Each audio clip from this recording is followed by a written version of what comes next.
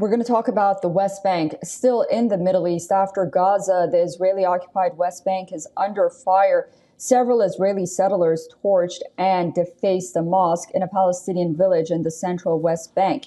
This marks the latest in a surge of increasingly brazen settler attacks against the Palestinians. These are the images showing charred walls and broken windows inside the mosque. According to the local Palestinians, the fire was put out before it could spread much further.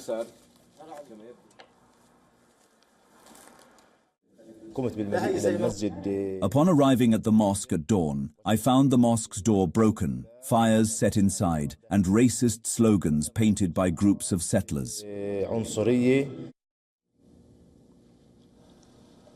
The Palestinian Ministry of Foreign Affairs denounced the attack, saying it holds the Israeli government fully and directly responsible for the crime and its consequences.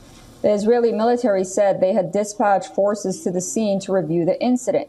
However, Israeli Prime Minister Benjamin Netanyahu and key cabinet ministers have not commented on the attack yet.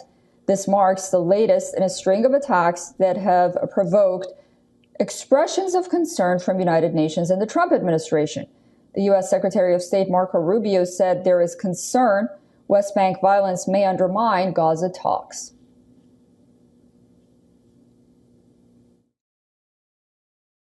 But yes, look, certainly there's some concern about events in the West Bank spilling over and creating an effect that could undermine what we're doing in Gaza. We don't expect it to. We'll do everything we can to make sure it doesn't happen.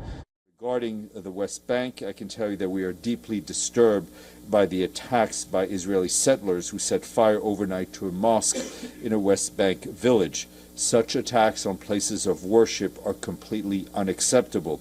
We have and will continue to condemn attacks by Israeli settlers on Palestinians and their property in the West Bank. Violence in the West Bank had already reached record highs before the Gaza war broke out 2 years ago, and tensions have only intensified since then. According to the UN Office for the Coordination of Humanitarian Affairs, Israeli settlers carried out at least 264 attacks against Palestinians in October alone. This is the highest number recorded since the year 2006. The West Bank is home to 2.7 million Palestinians and remains central to hopes for a future Palestinian state alongside Israel. The UN, Palestinians, and most countries consider Israeli settlements illegal under international law. Israel disputes that, citing historical ties and security concerns. About 500,000 Israeli settlers now live in the West Bank,